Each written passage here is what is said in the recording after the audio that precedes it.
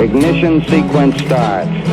6, 5, 4, 3, 2, 1, 0. Liftoff. We have a liftoff.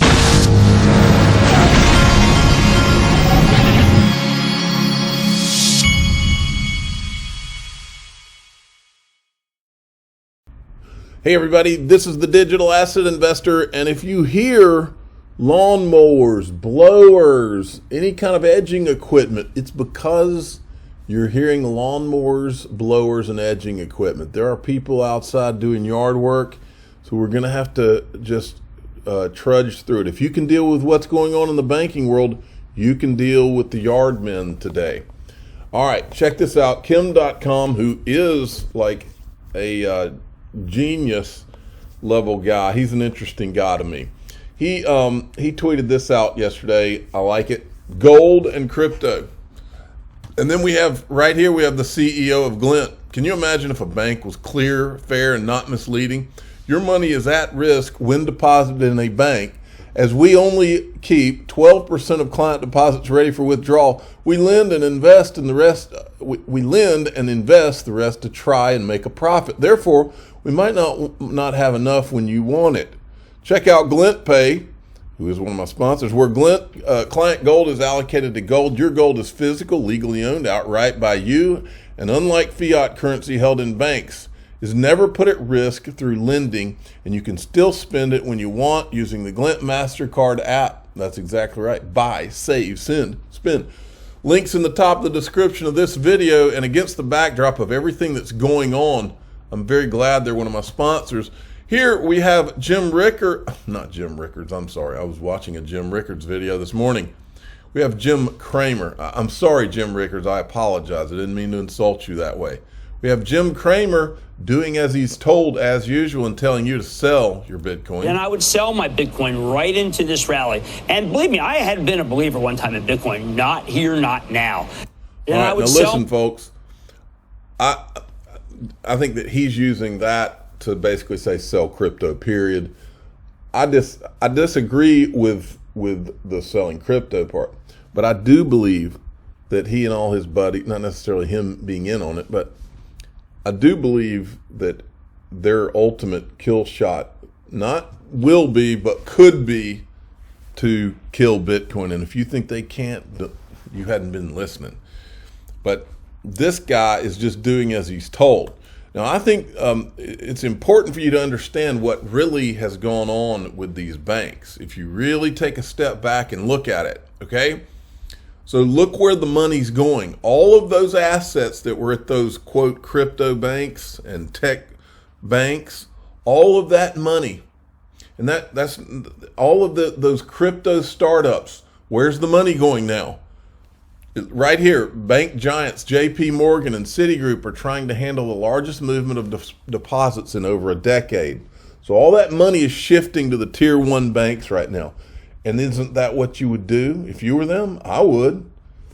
If I was any of these tech startups that was facing this, all of that money would go to JP Morgan and all those people, because now everybody's worried about these lower level banks and whether things are safe. Well, I'm here to tell you this is all freaking planned. It is planned. What we're living through, folks, while these guys say crypto's this bad thing, it's not. It's just the crypto that we've been playing in a 10 plus year crypto playground. Have you ever asked yourself, why now? Why are these guys now cracking down on crypto? Why have they let it live for the last 10 to 15 years? Why have they? It's because they were letting the prototypes run their course while the real stuff was being built. The real custody, the JP Morgan custody, the Goldman Sachs, the Citigroup custody, the back end for Wall Street to gather all of this asset class, or most of it.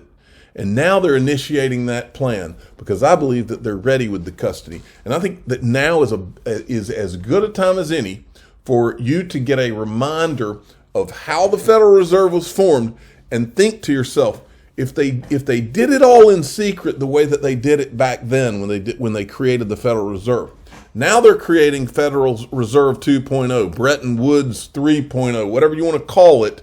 They're transitioning to this digital world with CBDCs and all this stuff. Don't you think they would do it in secret? Don't you think they would have a dastardly plan just like they did for the Federal Reserve to create the Federal Reserve? Of course they would. Here's what they did back then. The Federal Reserve Act wasn't drafted in Congress. It was drafted on a private island off the coast of Georgia in 1910. Here is the island, Jekyll Island. And it was drafted under great secrecy.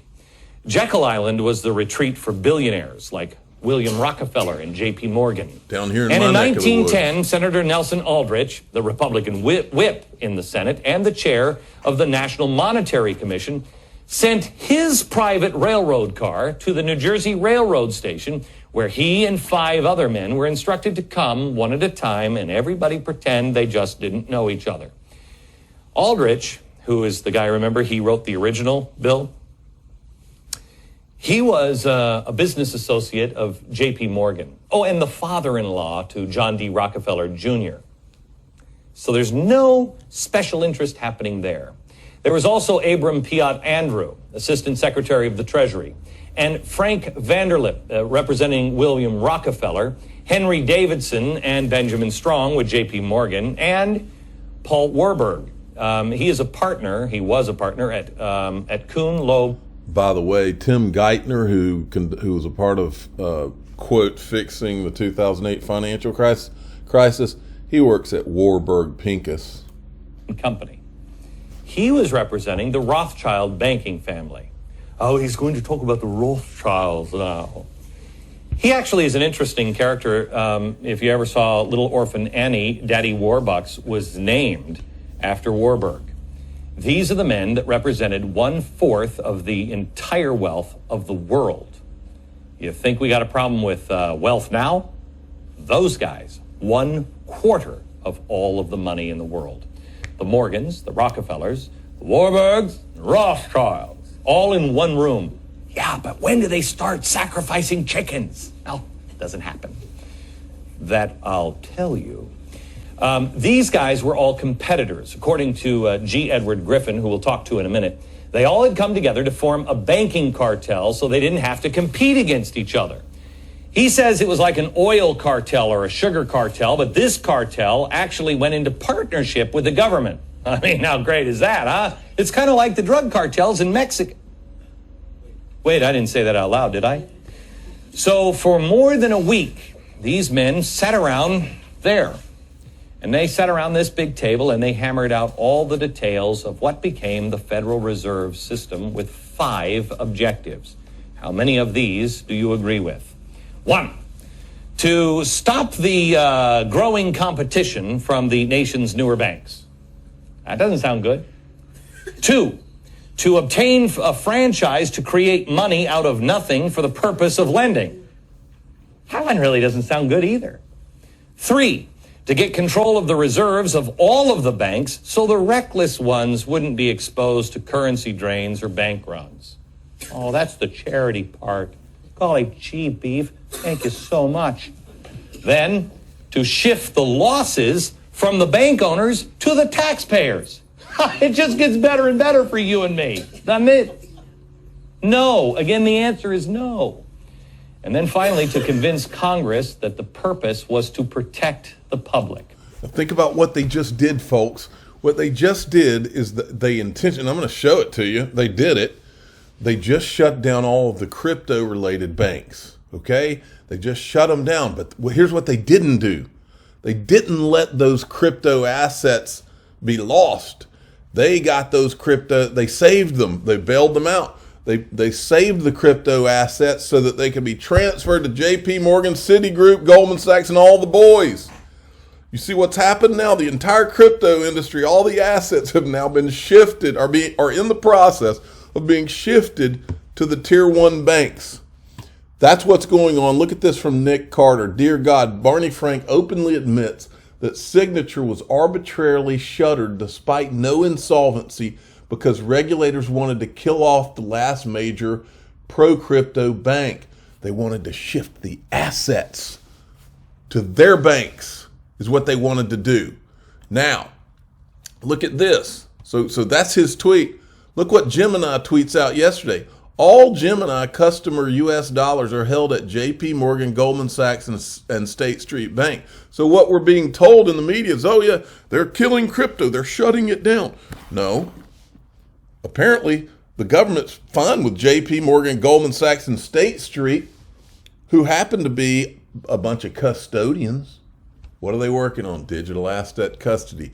That's what's been being worked on in the background, because digital asset custody is the final thing needed. You cannot build the crypto industry around Wall Street the way they want to unless they can say to you, just like you buying stock on E-Trade, you buy it and you don't have to worry about that stock certificate. And they have to be able to say the same thing about a digital asset. And that's what I believe they've gotten put in place over the last 10 years, while they have let this playground, let this prototype do its thing. And now they're making the transition to handing this asset class to Wall Street. I've been saying it for over 5 years, I think. Then MetaLawman says, we just got confirmation from an insider that regulators are executing a plan to kill crypto. This is not the plan. It's a plan to transfer crypto. Barney Frank told Bloomberg, and that's the same thing Barney Frank said, we at Signature Bank were singled out to be the poster child for that message, the message of killing crypto, more or less. Transferring crypto. John Deaton says, what a scandal. In other words, they're closing down federal banks because they don't like crypto. Unbelievable. Then this guy says, was there a coordinated attack on Silicon Valley Bank? Zero Hedge. Regulators received SVB bid but allowed it to fail. They didn't want it. They wanted it to be bailed out their way. All assets are in process of being transferred to the big boys. Now, Kim.com is on to what I think.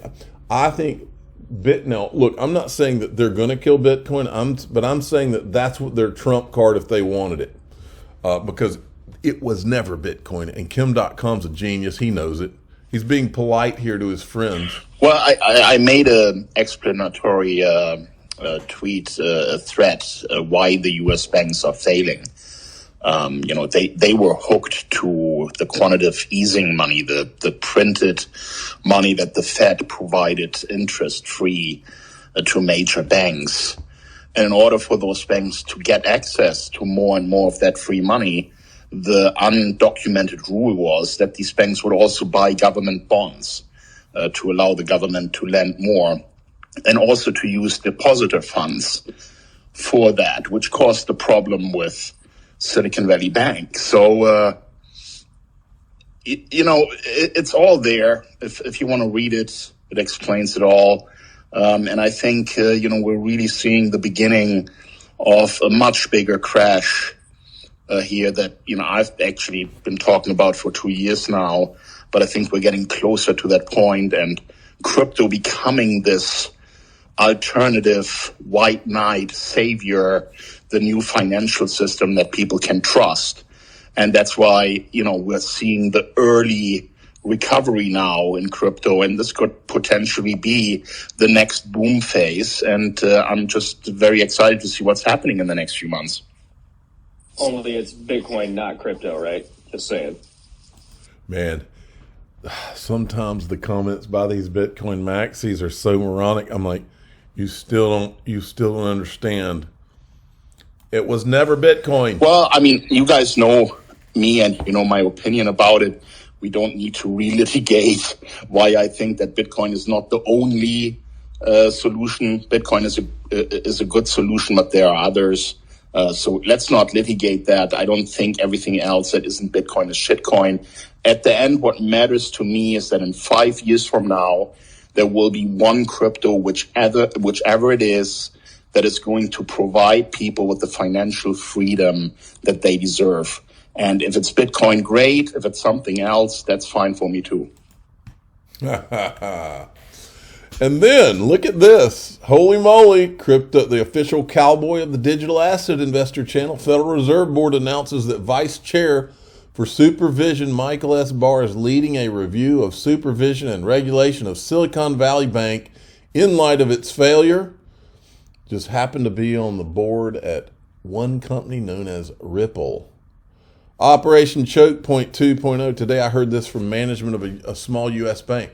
Today, basically, every bank regulator is calling every bank, asking for their liquidity report, asking whether they plan to apply for the new Fed program, and asking whether they have exposure to crypto. Because if they have exposure to crypto, those are the assets that they want J.P. Morgan, Goldman Sachs, State Street, Citigroup to have, folks. They're definitely trying to ensure that smaller banks don't touch this area. You bet. By the way, look at this. New U.S. administration insider Jason Lowery. Soon, powerful people within the U.S. government will try to assert that supporting Bitcoin is a threat to U.S. national security. This is what I've called for a long time, folks. Folks, if you've never listened to me before, listen to what I'm about to say. Be intellectually honest with yourself. We've shown you the video. The government knows who created Bitcoin. Ask yourself, does it make any sense? Why would they let that lie go? Why would they intentionally let the world think that Satoshi is somehow this figure that nobody knows who it is? Why? In the digital age, who would even believe something like that? Why would they want that lie to keep going?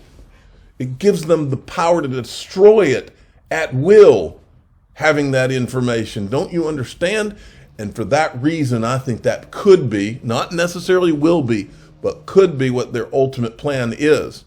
I also agree with what this guy, apparently this guy is some kind of Swiss executive or something. Watch what this guy says. Here, it's coming. Former despised by the Swiss newspapers, despised by those who didn't game the system.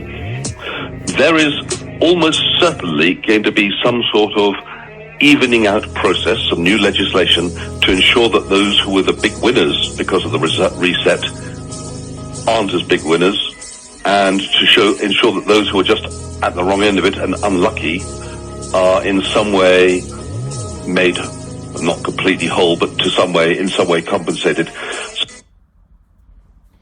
You mean like trying to get a hold of Ripple's some of that escrow through an SEC lawsuit, trying to keep some of the big winners from winning too much, like that?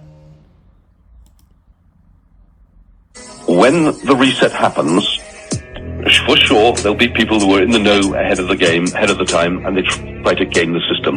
Those people will be despised by the government, despised by the newspapers, despised by those who didn't game the system. There is almost certainly going to be some sort of evening out process, some new legislation to ensure that those who were the big winners because of the reset aren't as big winners, and to ensure that those who are just at the wrong end of it and unlucky are in some way made not completely whole, but in some way compensated. Let me tell you, folks, listen to me, listen closely. Let me tell you what would make you and me and anybody who called XRP from the beginning the most despised. You know what would make you the most despised in that scenario that he's talking about? Is if people finally realized at the end of this that it was never Bitcoin and Bitcoin was destroyed. I'm the digital asset investor. I'm not an investment advisor. This is for entertainment purposes only. Please subscribe, hit the like button, and tell your friends and family it was never Bitcoin. And I think it's only me and one or two other people who have even told the world this. Everybody else in crypto has been towing the freaking line, and it just never has made any sense to me. And I'm not saying Bitcoin's going to be destroyed, but I am saying that is a very real possibility.